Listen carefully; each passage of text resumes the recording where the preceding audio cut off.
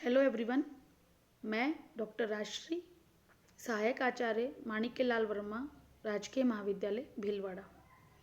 मैं आपको पढ़ा रही हूँ 18वीं शताब्दी का आधुनिक भारत का इतिहास। ये आप पेपर 5 में पढ़ेंगे एमए फाइनल ईयर में, ठीक है। इसका जो महत्वपूर्ण जो फर्स्ट यूनिट में हम फर्स्ट टॉपिक की बात करेंगे वो ये है कि आधुनिक भारतीय इतिहास के लिखने के या जानने के स्रोत कौन कौन से हैं। आपको पता है स्रोत तो क्या होते हैं, जिनके आधार पर इस शताब्दी के इतिहास की रचना की गई है। जब हम आधुनिक भारत के इतिहास की स्रोत देखते हैं तो हम देखते हैं इसके अंदर कि अभिलेखागार महत्वपूर्ण स्रोत के रूप में सामने आता है। इसके अलावा समाचार पत्र, पत्रिकाएं या जो निजी पत्र हैं, जो निजी डायरियां हैं जो लिखी गई हैं, ये सब चीज़ें हम इन सब का विवरण इस चैप्टर में देखेंगे या इस वीडियो में देखेंगे।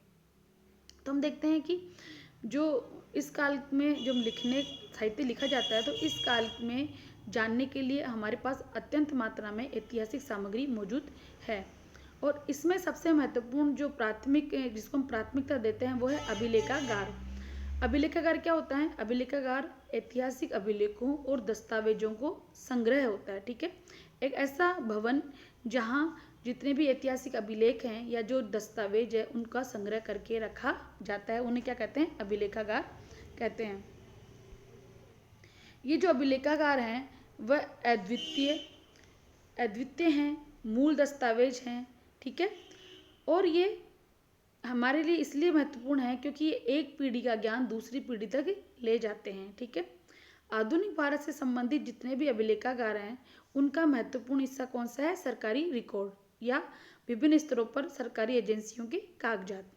ईस्ट इंडिया कंपनी के रिकॉर्ड 1600 से 1857 की अवधि के, ठीक है, जो रिकॉर्ड हैं उस समय आपको पता है कि ये महत्वपूर्ण रूप से एक व्यापारिक कंपनी के रूप में ज़्यादा महत्वपूर्ण थी, तो इसका विस्तृत विवरण भी हमें यहाँ से अभिलेखागारों से प्राप्त होता है। जब ब्रिटिश ताज ने 1858 में प्रशासन संभाला, आपको पता है 1857 की क्रांति के बाद जो भारतीय शासन था वो सीधा ब्रिटिश ताज के यहाँ पहुँच गया था। तो उसके बाद भी जो भारी मात्रा में रिकॉर्ड हमें मिलते हैं वो यहाँ मिलते हैं। ये रिकॉर्ड इतिहासकारों को हर महत्वपूर्ण विकास के चरण दर चरण पता लगाने में और निर्णायक प्रक्रिया अपनाने में महत्वपूर्ण सिद्ध होते हैं। इसके अलावा कई समकालीन और अर्ध समकालीन अनेक साक्ष्य हैं, जैसे संस्मरण, यात्रा वृत्तांत, आत्मकथाएं, ठीक है, वो भी हमें जो 18वीं शताब्दी के इतिहास में जानने के लिए महत्वपूर्ण उपयोगी सिद्ध होती हैं। इसके अलावा हम देखते हैं कि जो मौखिक साक्ष्य हैं, रचनात्मक साक्ष्य हैं, पेंटिंग हैं, वो भी हमें इस काल के स्रोतों में महत्वपूर्ण रूप से प्राप्त होती हैं या जिसके आधार पर हम इतिहास लिख सकते हैं।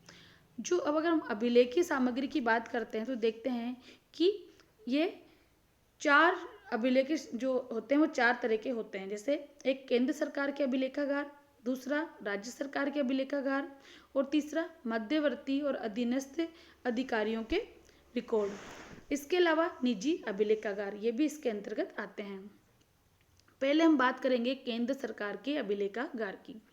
नई दिल्ली में जो अभिलेखागार हैं उसमें भारत सरकार के अधिकांश अभिलेखागार हैं। ये आधुनिक भारतीय इतिहास के विभिन्न पहलुओं, ठीक है, उन पर प्रामाणिक और विश्वसनीय जानकारी प्रदान करते हैं अभिलेखागार। राष्ट्रीय अभिलेखागार के साथ रिकॉर्ड विभिन्न समूह के अंतर्गत आते हैं जो सचिवालय की विभिन्न शाखाओं के विकास के विभिन्न चरणों में प्रतिनिधित्व करते हैं। ये तब हुआ जब ईस्ट इंडिया कंपनी का काम विभिन्न शाखाओं के बीच वितरित किया गया था। सार्वजनिक या सामान्य, राजस्व, राजनीतिक, सैन्य, गुप्त, वाणिज्यिक, न्यायिक, शिक्षा आदि इन शाखाओं में प्रत्येक के अलग अलग रिकॉर्ड रखे गए थे, अर्थात प्रत्येक विभाग के अपने अलग अलग रिकॉर्ड रखे गए थे। 1767 में जेम्स रेनेल की बंगाल के पहले सर्वेयर जनरल के रूप में नियुक्ति के साथ ही भारत के सर्वेक्षण ने वैज्ञानिक रूप से देश के अज्ञात क्षेत्रों और इसकी सीमावर्ती भूमि का नक्शा बनाना शुरू कर दिया। सर्वे ऑफ इंडिया के रिकॉर्ड के साथ साथ पत्रिकाओं के संस्मरण न केवल भौगोलिक मामलों पर बल्कि समकालीन सामाजिक आर्थिक स्थितियों और अन्य महत्वपूर्ण ऐतिहासिक पहलुओं पर भी महत्वपूर्ण जानकारी प्रदान करते हैं। जनता, न्यायिक और विधायी विभागों की कार्यवाही औपनिवेशिक सरकार की सामाजिक और धार्मिक नीतियों का अध्ययन करने के लिए पर्याप्त डाटा प्रदान करती हैं। औपनिवेशिक शासन के दौरान अर्थात जब भारत में अंग्रेजों का शासन था, शिक्षा पर सरकार की नीतियों और शिक्षा प्रणाली के विकास का उल्लेख केंद्रीय अभिलेखागार के शैक्षिक रिकॉर्ड में दिया गया है।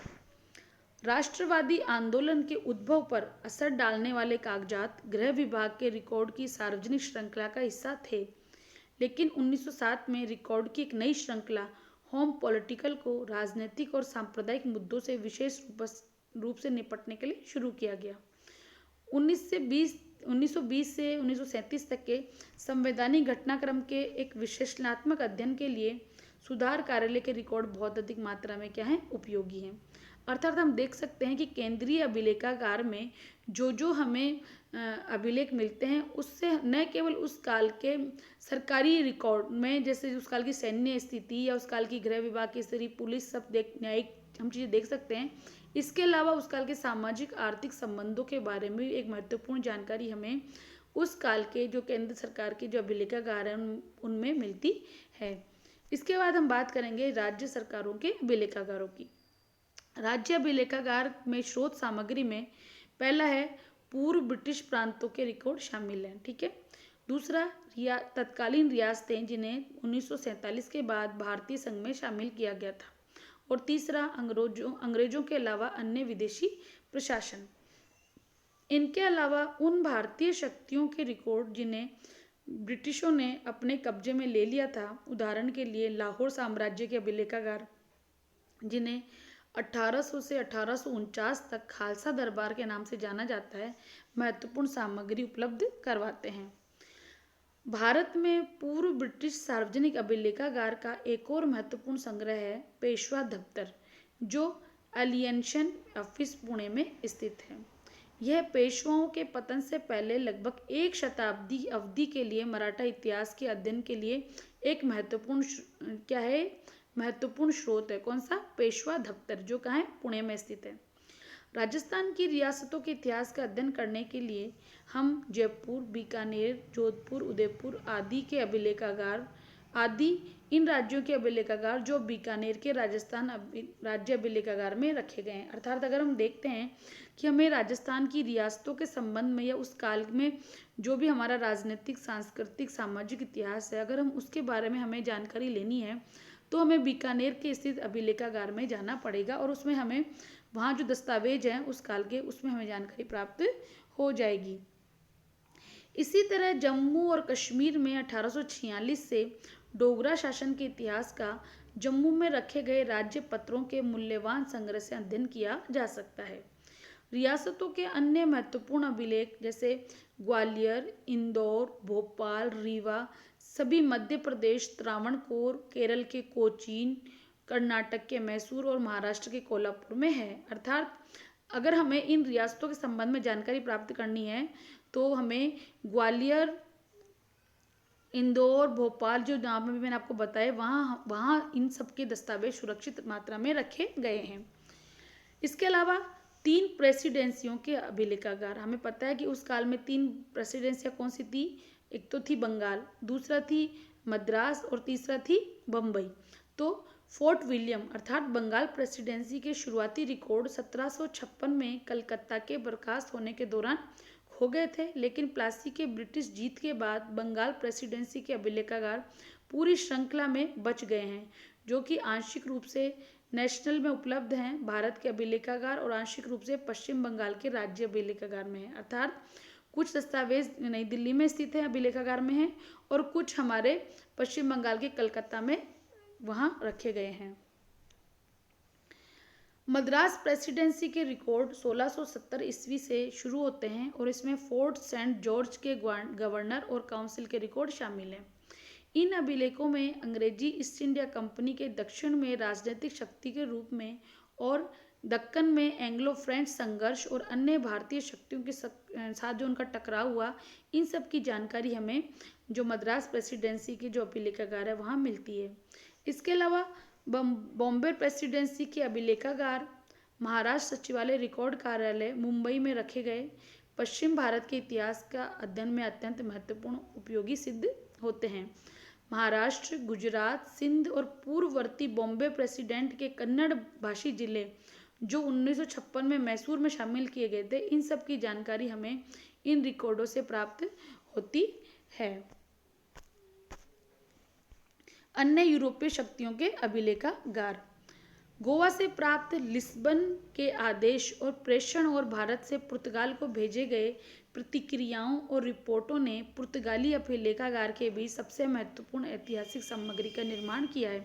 अर्थात हमें अगर उस काल में भारत और पुर्तगाल के संबंधों की जानकारी प्राप्त करनी है तो हमें जो गोवा में जो लिस्बन के आदेश और जो आदि प्राप्त हुए हैं उनसे हमें महत्वपूर्ण ऐतिहासिक जानकारी प्राप्त होती है।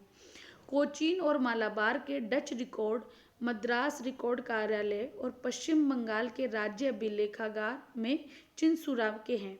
ठीक है। चंदनागौर और पांडिचेरी के फ्रांसीसी अभिलेखागार को इन बस्तियों को त्यागने से पहले फ्रांसीसी अधिकारियों द्वारा पेरिस ले जाया गया था। अर्थात हमें पेरिस से उसकी जानकारी मिलती है। डेनिश संपत्ति के अभिलेखागार भी कोपनहेगन में स्थानांतरित कर दिए गए थे। अर्थात जो डच से संबंधित जो भी हमारे अगर हमें दस्तावेज चाहिए तो हम कोपनहेगन में वो रखे हुए हैं। जब डच ने 1845 में अंग्रेज ईस्ट इंडिया कंपनी को ट्रेम्बकूर और सेरामपुर बेच दिया था। मुख्य रूप से ट्रैंक्यूबार से संबंधित शेष डेनिश रिकॉर्ड अब मद्रास रिकॉर्ड ऑफिस में रखे गए हैं। इसके बाद आता है जो अभिलेखागारों में वो है न्यायिक रिकॉर्ड। मद्रास रिकॉर्ड कार्यालय में स्थित फोर्ट सेंट जॉर्ज में महापौर के न्यायालय के अभिलेखागार जो कि 1689 ईस्वी से शुरू हुए और जल्द से जल्द उपलब्ध न्यायिक अभिलेखागार हैं। फोर्ट विलियम्स में मेयर के कोर्ट की प्री प्लासी रिकॉर्ड खो गए हैं, लेकिन 1757 से 73 के वर्षों के लिए उन्हें कलकत्ता हाई कोर्ट के रिकॉर्ड के रूप में रखा गया है। साथ ही बंगाल के सुप्रीम कोर्ट के अभिलेखागार इसी तरह 1728 में स्थापित बॉम्बे के मेयर कोर्ट के रिकॉर्ड महाराष्ट्र सचिवालय रिकॉर्ड कार्यालय में उपलब्ध हैं, जिसमें बॉम्बे रिकॉर्डर कोर्ट और सुप्रीम कोर्ट के अभिलेखागार की हिरासत भी है।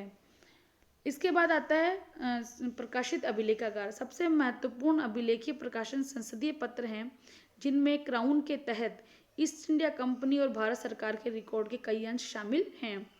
संसदीय चुनिंदा समितियों की रिपोर्ट, शिक्षा, न्यायिक सुधार और अकाल जैसे विशिष्ट विषयों पर गठित विभिन्न शाही आयोग और भारतीय साम्राज्य पर संसदीय बहस अपरिहार्य है। भारतीय और प्रांतीय विधानसभाओं की कार्यवाही, केंद्रीय और प्रांतीय सरकारों द्वारा प्रकाशित साप्ताहिक गजट और समय समय पर जारी कानूनों और विनियमों के संग्रह भी ऐतिहासिक शोध के लिए अत्यंत उपयोगी सामग्री का प्रयोग में आते हैं। निजी अभिलेखागार। राष्ट्रवादी आंदोलन के प्रतिष्ठित नेताओं और भारतीय राष्ट्रीय कांग्रेस जैसे संगठनों के रिकॉर्ड नई दिल्ली में नेहरू मेमोरियल संग्रहालय और पुस्तकालय में रखे गए हैं। बैंकों, व्यापारिक घरानों, वाणिज्यिक मंडलों के अभिलेखागार आर्थिक परिवर्तनों के अध्ययन में अत्यंत सहायक हैं। विदेशी रिपोजिटरी आधुनिक भारत के इतिहास से संबंधित ऐतिहासिक सामग्री का एक विशाल निकाय तत्कालीन साम्राज्यवादी शक्तियों के भंडार में उपलब्ध हैं, जिन्होंने भारतीय उपमहाद्वीप के विभिन्न हिस्सों में शासन किया।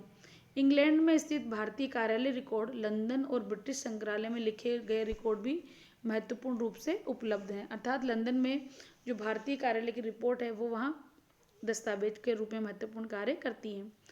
भारत कार्यालय रिकॉर्ड में विभिन्न महत्वपूर्ण दस्तावेज हैं।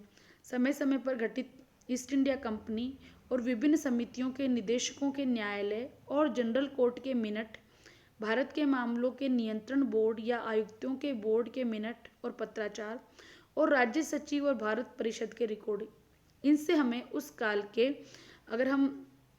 काल का शासन के बारे में अगर हम अध्ययन करते हैं या उस काल के भारत की स्थिति कैसी थी, हमें इन रिकॉर्ड को पढ़ना आवश्यक है और इसी के आधार पर हमें जानकारी प्राप्त होती है।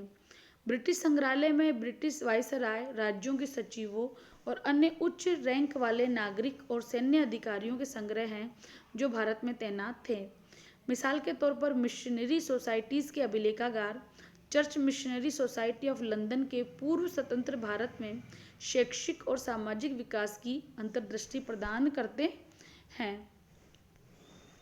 डच ईस्ट इंडिया कंपनी के रिकॉर्ड रिक्जावर्फिक द हेग में उपलब्ध हैं और डेनिश और पुर्तगाली क्रमशः कोपनहेगन और लिस्बन में रखे गए हैं।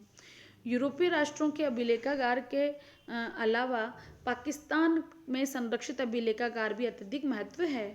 पश्चिम पाकिस्तान रिकॉर्ड कार्यालय, लाहौर रिकॉर्ड ऑफिस, पेशावर, सिंध में उपलब्ध रिकॉर्ड आदि भारतीय उपमहाद्वीप के क्षेत्रीय इतिहास की जानकारी देने में महत्वपूर्ण आधार स्तंभ है या महत्वपूर्ण स्रोत है। इसके अलावा औपनिवेशिक युग में अफगानिस्तान, ईरान और अन्य पड़ोसी जो राज्यों के साथ भारत के संबंधों पर भी प्रकाश डालते हैं। अर्थात हम कंक्लूजन रूप में ये कह सकते हैं कि जो अभिलेखागार हैं वो महत्वपूर्ण स्रोत हैं या उनका आधुनिक भारत के इतिहास के निर्माण में महत्वपूर्ण उनका अपना क्या कहते हैं योगदान है। क्योंकि और जो हम देखा अभी इतना विस्तृत अध्ययन करके हमने देखा कि ये न केवल केंद्रीय अभिलेखागार बल्कि अभी राज्यों के अपने अभिलेखागार हैं, जो तीनों प्रेसिडेंसियाँ थी उनके अभिलेखागार हैं। इसके अलावा जो निजी अभिलेख है मतलब जो कांग्रेस जैसे संगठन है या जो महत्वपूर्ण व्यक्ति हुए हैं उन्होंने अपने जो दस्तावेज छोड़े हैं उनके बारे उनसे भी हम उस काल के अध्ययन कर सकते हैं। इसके अलावा जितनी भी भारत में विदेशी जातियाँ आई है, विदेशी आक्रमण किए, जैसे अंग्रेज हुए, फ्रांसीसी हुए, डच हुए, पुर्तगाली हुए, इनसे संबंधित दस्तावेज इनके द्वारा जो कार्य किए गए वो कुछ हद तक भारत में भी इनके दस्तावेज और कुछ दस्तावेज जो ये अपने देश ले गए थे तो वहाँ के अभिलेखागारों से भी हमें इसकी जानकारी प्राप्त होती है। और इसके अलावा जब भारत का विभाजन हुआ तो कुछ क्षेत्र पाकिस्तान चला गया तो पाकिस्तान के लाहौर, पेशावर, सिंध में उपलब्ध रिकॉर्ड आदि महत्वपूर्ण दस्तावेज है। और जब हम आधुनिक भारत का इतिहास का लेखन करते हैं तो हमें इन दस्तावेजों को देखना बहुत आवश्यक है। इन दस्तावेजों के बिना हम इस काल का इतिहास नहीं लिख सकते।